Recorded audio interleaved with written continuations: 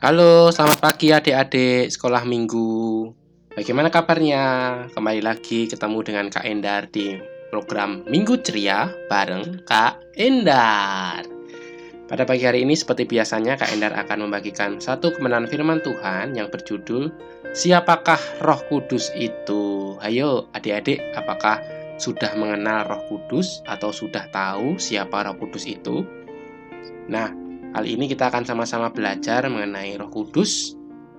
Siapakah Roh Kudus itu? Nah, ayat nats kita diambil dari Roma pasal 5 ayat yang ke-5. Kasih Allah telah dicurahkan di dalam hati kita oleh Roh Kudus yang telah dikaruniakan kepada kita. Nah, adik-adik, sebelum kita sama-sama mendengar firman Tuhan, Kak Endar pengen kita ambil sikap yang serius ya ketika kita mendengar firman Tuhan bersama-sama. Ada sifat-sifat khas tertentu tentang Allah yang menjadikan Dia lebih tinggi dan lebih berkuasa dari semua makhluk. Allah adalah kekal. Ia selalu sudah ada, Ia ada sekarang ini, dan Ia akan selalu ada. Allah Maha Tahu. Ia tahu segalanya pada masa silam, masa kini, dan masa yang akan datang. Allah juga Maha Hadir. Ia selalu ada di mana-mana pada saat yang sama. Allah Maha Kuasa, kuasanya teramat besar, Ia dapat melakukan apa saja. Allah Roh Kudus mempunyai sifat-sifat ini sama seperti Allah Bapa dan Allah Putra. Siapakah Allah? Sebenarnya Allah bukan satu pribadi, melainkan tiga pribadi. Ia adalah Allah Bapa, Ia adalah Allah Putra, yang biasa kita sebut Yesus, dan Ia juga adalah Allah Roh Kudus. Karena Allah adalah tiga pribadi yang merupakan satu keesaan, kita menamakannya sebagai Allah Tritunggal atau Allah Trinitas. Gagasan Trinitas atau satu Allah yang terdiri atas tiga pribadi yang berbeda tidak mudah untuk dipahami. Alkitab seringkali mengacu kepada tiga pribadi dalam kealahan. Salah satunya ialah ketika Yohanes Pembaptis membaptis Yesus dalam air.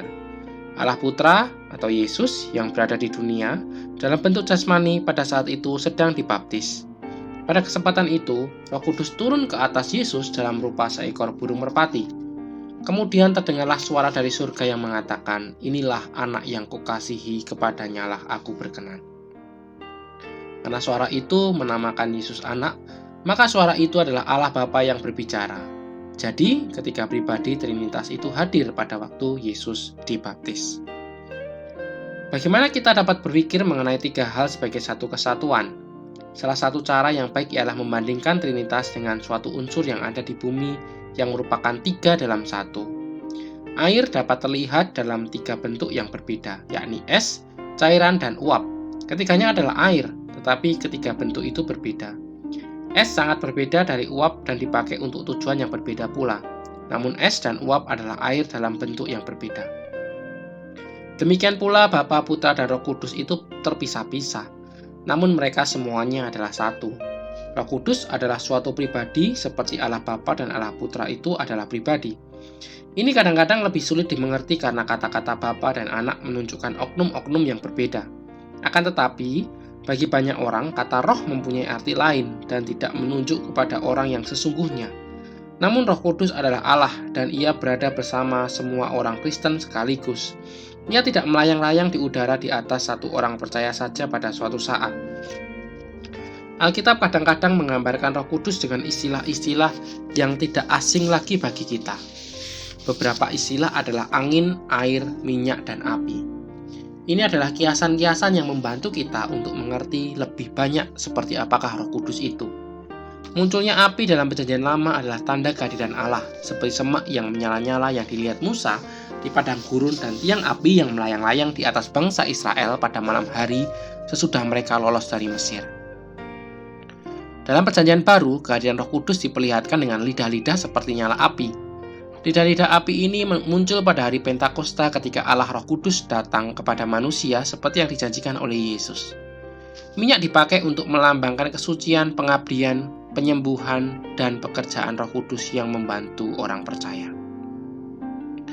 Alkitab juga menggambarkan Roh Kudus sebagai air hidup. Ini melambangkan hidup kekal dan kuasa yang menyucikan dari Allah Roh Kudus. Istilah lain, angin, menggambarkan kehadiran Roh Kudus. Seperti tiupan angin yang menghalau kotoran dan awan, demikian juga kuasa Roh Kudus dapat membantu kita menghilangkan hal-hal yang tidak menyenangkan Allah dari kehidupan kita.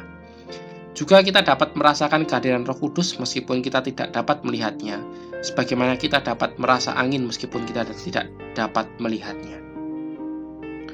Alkitab juga menggambarkan Roh Kudus dengan memperlihatkan bahwa Ia mempunyai kepribadian. Yesus menyuruh para murid untuk membaptis orang-orang percaya dalam nama Bapa dan Anak dan Roh Kudus. Ini menyatakan bahwa ketiga pribadi Trinitas adalah sederajat. Roh Kudus adalah anggota Trinitas yang membawa kita kepada Yesus dan Bapa. Ayat hafalan kita menyatakan bahwa kasih Allah telah dicurahkan di dalam hati kita oleh Roh Kudus yang telah dikaruniakan kepada kita. Roma pasal 5 ayat yang kelima. Kita dapat mengetahui tentang kasih Allah karena Roh Kudus menjadikannya nyata kepada kita. Ingatlah, Roh Kudus tidak dapat dilihat tetapi Ia hadir di mana-mana. Ia mengetahui semua hal dan Ia dapat melakukan semua hal. Mungkin kadang-kadang kalian menyesali kesalahan-kesalahan yang telah kalian lakukan. Itulah Roh Kudus yang berbicara kepada kalian. Ia mengetahui bila ada sesuatu di dalam hati kita yang menghalangi kita mempunyai hubungan yang baik dengan Allah. Ia ingin kita menyadari bahwa kita memerlukan pengampunan untuk kesalahan itu. Setelah kita menerima pengampunan, Roh Kudus akan membimbing dan mengarahkan kehidupan kita selanjutnya. Betapa menakjubkan memiliki seseorang yang senantiasa menolong kita setiap saat dalam kehidupan kita. Oke adik-adik, terima kasih untuk firman Tuhan hari ini. Kak Endar akan cukupkan sampai di sini. Kiranya kalian bisa memahami kebenaran firman Tuhan dan semakin rindu mengenal Roh Kudus. Terima kasih, sampai jumpa di kesempatan di minggu yang akan datang. Tuhan Yesus memberkati kita semua. Salam sejahtera bagi kita semua. Tuhan berkati. Dah.